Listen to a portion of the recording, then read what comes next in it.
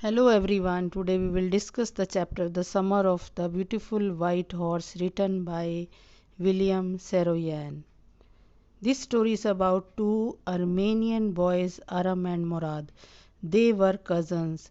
They belonged to a tribe that was famous for its honesty and integrity. Murad stole a beautiful white horse for riding. They justified it. They didn't steal for the horse for money but only for riding. But finally they suffered from pangs of conscience. They returned the horse to its rightful owner. Two Armenian boys. ये कहानी दो गरीब Armenian लड़कों के बारे में है। वे मुराद और अरम थे। वे दोनों एक ही कबीले के से संबंध रखते थे। उनका कबीला विश्वास और ईमानदारी के लिए प्रसिद्ध था। नरेटर अरम 9 वर्ष का लड़का था। उसके लिए संसार खुशी का रहस्य में एक स्वप्न था। उसका कज़न मुराद उसके सिवाय सभी द्वारा एक नोटी समझा जाता था। वह मुराद की मित्रता को मान्यता देता और उसका सम्मान करता था। Murad sitting on a beautiful white horse. Murad ने नरेटर के कमरे की खिड़की पर थपकी दी। नरेटर बिस्तर से छलांग लगाकर बाहर आया और उसने कहा और देखा, बाहर की ओर देखा। उसने जो कुछ देखा उस पर विश्वास नहीं हुआ। उसका कज़न एक सुंदर सफ़ेद घोड़े के ऊपर बैठा हुआ था। नरेटर ने अविश्वास से अपनी आंखों को मला। मुराद ने उससे कहा कि यदि वह सवारी करना चाहता है तो जल्दी करे। नरेटर प्रबल रूप से सवारी करने की कामना करता था, लेकिन वे गरीब थे। वे एक घोड़ा नहीं खरीद सकते थे। उनका पूरा कबीला गरीबी से ग्रस्त था। Poverty stricken Garoghlanian family. Garoghlanian परिवार के सभी सदस्य गरीब थे। वे संसार की अत्यधिक हैरानजनक और उपहासपूर्ण गरीबी में रह रहे थे, लेकिन वे अपनी ईमानदारी के लिए प्रसिद्ध थे। पिछली 11 शताब्दियों से उन्होंने अपनी ईमानदारी के साथ कभी भी समझौता नहीं किया था, बल्कि उनको अपनी ईमानदारी पर गर्व था। वह निश्चित ही मुराद घोड़े को खरीद नहीं सकता था। यदि वह उसे खरीद नहीं सकता था तो अवश्य ही उसने उसको चुराया होगा। नरेटर इस चीज़ को मानने को तैयार नहीं था कि मुराद ने इसे चुराया था। गैरोगेलेनियन परिवार का कोई भी सदस्य चोर नहीं हो सकता। Murad had stolen the horse for a ride. Murad narrator को सवारी का निमंत्रण देने आया था।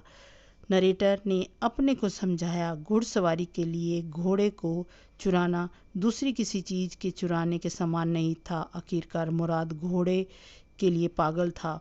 वह घोड़े को बेचने नहीं जा रहा था, इसलिए यह चुराना नहीं था। Crazy streak in the family. हर परिवार में कहीं न कहीं सनक की प्रवृत्ति होती है, यानी क्रेजीपन होता है।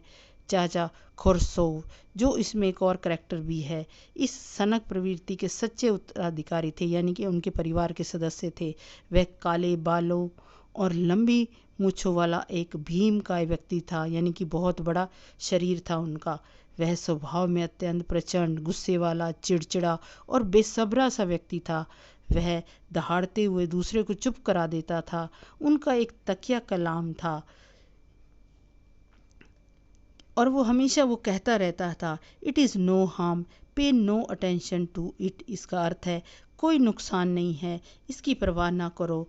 मुराद को अंकल खुसरोव का स्वाभाविक वंशज समझा जाता था, कि यानी कि उसका स्वभाव भी उसके चाचा जैसा है। Both road together. दोनों घोड़े पर सवार हुए और मुराद ने गाना गाया। फिर मुराद ने नरेटर को नीचे उतरने के लिए कहा। वह अकेला सवारी करना चाहता था। नरेटर ने पूछा कि क्या मुराद उसे अकेला सवारी करने देगा। मुराद ने कहा वह ऐसा करने देगा यदि घोड़ा ऐसा करने दे। नरेटर नीचे उतर आया। उसने कज़न मुराद के घोड़े को एड़ियों से ठोकर मारी और चिल्लाया, वज़ीर भागो। घोड़ा बड़ी तेज गति से भागा। नरेटर देखकर बड़ा प्रसन्न हुआ। मुराद खेतों के पार दौड़ा, घोड़े को दौड़ाता चला गया और 5 मिनट बाद लौट कर आया। फिर नरेटर की बारी थी। वह घोड़े की पीठ पर कूद कर बैठ गया, उसकी मांसपेशियों पर ठोकर लगाई। फिर वह घोड़ा दौड़ाने लगा। घोड़ा अंगूर की बेल के ऊपर से कूदने लगा। नरेटर के गिरने से पहले वह 7 बेलों के ऊपर से कूद गया। फिर उसने दौड़ना जारी किया। Hiding the horse. अब घोड़े को छुपाने की बारी थी।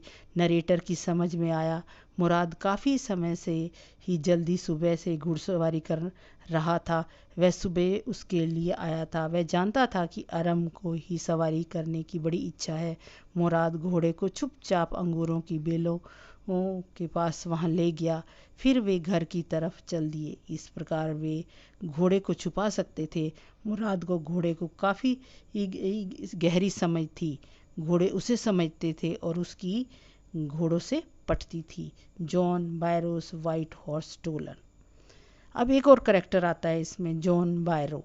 सीरिया का रहने वाला था, एक किसान था। एक दिन दोपहर पश्चात वह चाचा खसरोव से मिलने आया। उसका सफ़ेद घोड़ा पिछले महीने चोरी हो गया था।